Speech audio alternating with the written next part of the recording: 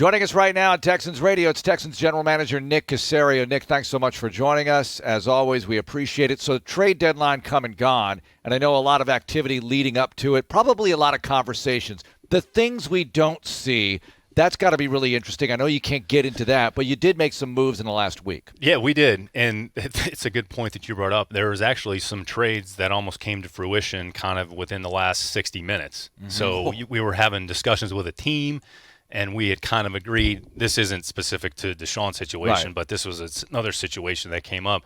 We were discussing a player, we had parameters in place, and we sort of had agreed on the trade, and they came back and said, oh, actually, we've had a change in personnel, the player's injured, so we're going to keep the player. It's like, okay, no problem. So, again, like those are some things, to your point, Mark, that happen. So we probably talked to the majority of the league, not every team, but pretty close, just about different players and their availability and who may or may not be available. We executed a few trades over the past few weeks with the Ingram trade, the Ingram trade here yesterday. So that's kind of where we are here for today. So I think there's sometimes a lot of bluster around the trade deadline. And everybody, and not as much as the draft, John's favorite, but there's a lot of discussion about it. In the end, there was, I want to say, 4 or 5 transactions that took place yesterday. Nick, you brought up something in your press conference that I thought was interesting. You said that you and your personnel staff, somebody tries to make contact with everybody throughout the league just to have a conversation. And I thought it was interesting. Can you expand upon that, about what just knowledge you're looking for, just information you're trying to take in, and the fact that you do talk to every single team in the league? Yeah, it's a great question. When you're evaluating a team, so when you're watching a team, you're obviously creating a inventory of players and strengths, weaknesses, and in the back of your mind, well, is this player available? I wonder if he's available. So what we try to do is just, and we'll communicate with anybody. This isn't, specific to the NFC. Like, we'll talk to every team. I've actually had a couple conversations with Trent Baalke down in Jacksonville at different points as well. I think sometimes there's always that belief, well, you'll never do anything inside the division, and that whole, we're pretty open-minded, we're pretty flexible, and if there's something that we can do that we feel can help our team, regardless of who the opposition is, then we'll pursue. So a lot of it is information gathering, and you're just trying to put something in place, and you might trigger something, say, hey, you know what, this player might be available, or they just acquired this player, or they just added this player through waivers. Maybe this player is available. This player is an expiring contract. Maybe it's something they're trying to move on from now. Is it somebody that can help your team? So a lot of it is just accumulating information and making a decision. All right, there's somebody or something that we can do relative to your team that might be able to help in some capacity. Well, you mentioned with Deshaun, no deal, and you go day to day with this. So moving on into the rest of the season, you mentioned every week you're just going to approach it, best chance to win, do whatever it takes to get that win. It's almost like every week's a bowl game for you, because no matter what the record is, you're trying to get that done, and no matter who's on the roster. That's the truth, Mark. That's the way the NFL is designed. I'd say the unique thing about the NFL, you have this year 17 opportunities. So you have one opportunity 17 weeks or 18 weeks to go out there and perform to the best of your ability. This isn't like other sports where there's a volume of game. Like, if you win 2 out of 3 series in baseball, you're going to be thrilled. I mean, you're going to be happy about how that went. Basketball plays 82 games or however many games. We have 17 chances to go out there each week. So it just magnifies the importance of doing everything you can possibly that week to prepare. And regardless of the circumstance or what happened the previous week, you can't spend too much time on it, good or bad, because in a lot of respects, it's not going to have a lot of bearing on what happens that following week. How difficult, Nick, is it to take your personal emotion out of any particular deal or move or anything that you make? And I think about Mark Ingram, because you talked about it at the podium, about how tough that was because of what he meant to the team. But it was the Saints that called. And so your emotion probably says, man, I really want him to be a Texan, but, man, the Saints, how difficult is it to take emotion out of the whole deal? It's a great point. I think you have to take emotion out of a lot of decision-making. You have to be very rational. You have to be very thoughtful. You have to be very pragmatic and just go through your decision-making process and arrive at an endpoint, whatever that is. So in Mark's situation, I think the great thing about that, we were very honest with him about the circumstance. David had reached out to him kind of the night before. They had a conversation. We met the following day, and we just talked face-to-face. And we've talked about this at different points throughout the year. Football, it's played on the field, but it's still a people business. So the best thing you can do is just be honest and be very forthright and communicate transparently and provide the information where you see fit. And Mark's an unbelievable human being. He's been a great player for a long time. He's been a great player for their franchise, for the Saints, for a long time. In the end, would we have rather had Mark continue with us? I mean, probably. Yeah. But the way it worked out, I think it was the right thing for everybody involved. You were asked about Davis during your press conference, and how difficult is it to evaluate what he can and can't do when you are struggling running the football and some of the other issues on offense? You have injuries on the O-line and that sort of thing. Yeah, you have to just look at the individual player and his performance and some of the things maybe that he can control, some of the skills that are specific to the quarterback position. So the quarterback, every player on the field depends on another person around them. So the offensive line can't do, no, they're dependent on the guy next to them. So the guard and center, if they need each other in the double teams. The quarterback, you have to make sure the tight end does the right thing, and a receiver can't do his job unless, everybody has to do their job, and everybody has a responsibility. So you focus on your individual skill. What have you done? Did you do the right thing on the play? Did you make the right decision? And we were able to execute it from a physical standpoint. And there's examples of, I would say, specifically him doing that, and there are other examples where, quite frankly, that hadn't been the case. The interception is a play that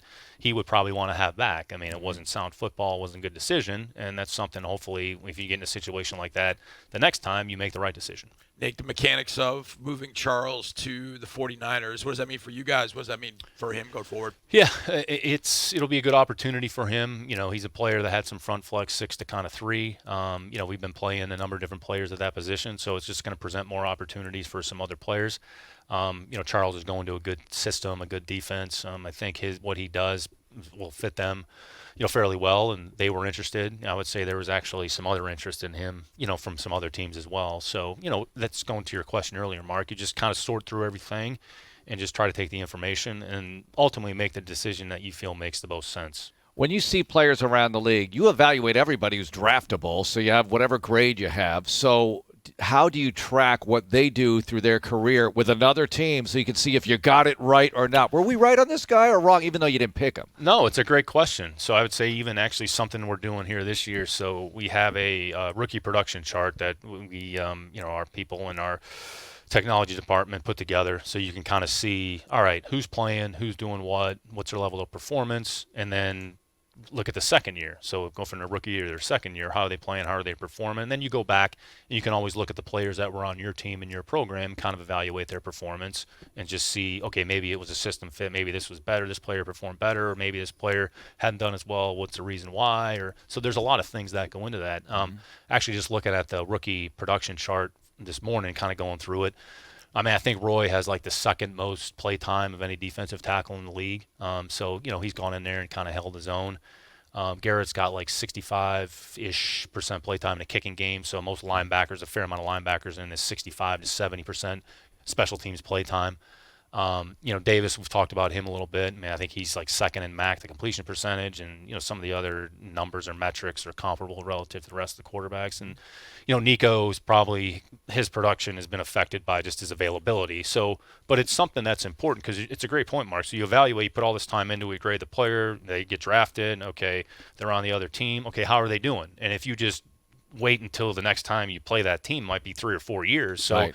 If you want to be able to kind of track your performance as a staff, okay, we had this player here, here's what we thought, okay, here's what it looks like, all right, well, maybe we missed this, let's go back and evaluate us. So it's a constant evaluation of not only the player, but maybe some of the things that we're doing, and if we can find a way to enhance that, then we'll look at that. And Nick, along those lines, those guys that you mentioned Garrett, Davis, Nico, those guys have all been on the field for, 7-8 weeks.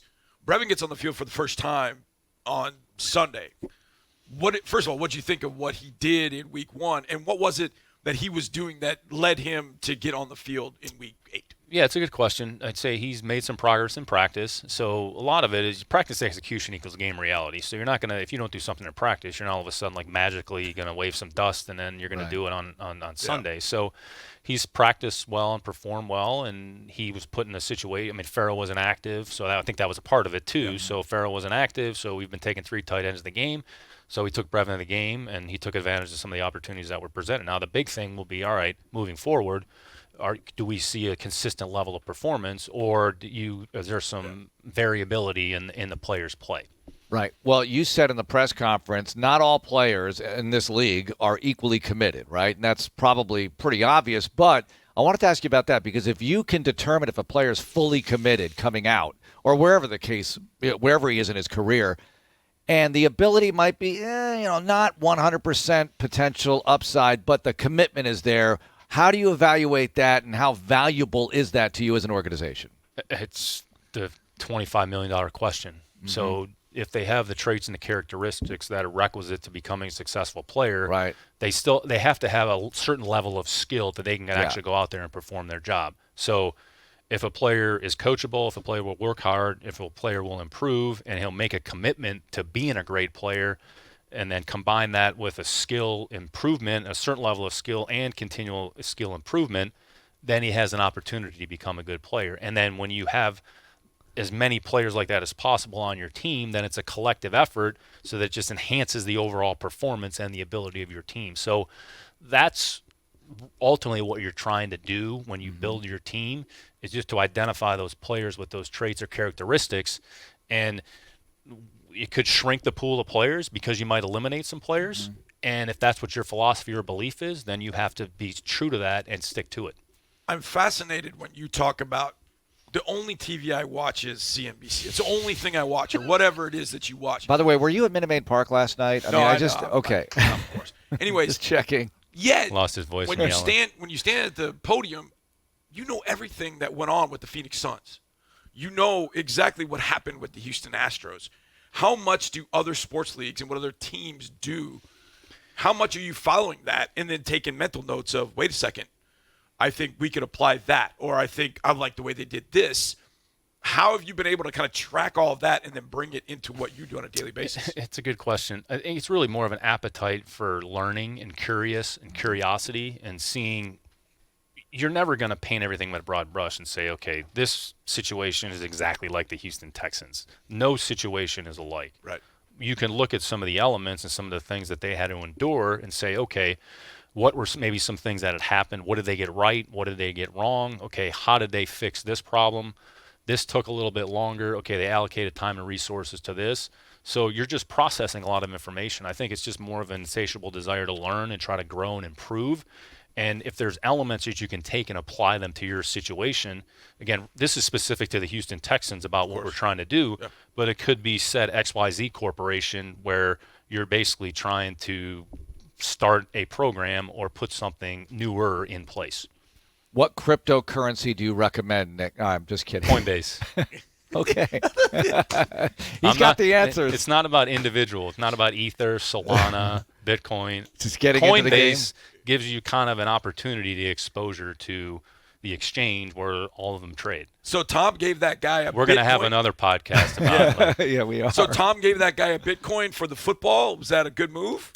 Tom is very smart about everything he does. So that might have been the company that endorses or that he endorses or whatever. Maybe, I don't know. Nick, thanks so much for joining us. Best of luck this week. Thanks, guys. Appreciate it.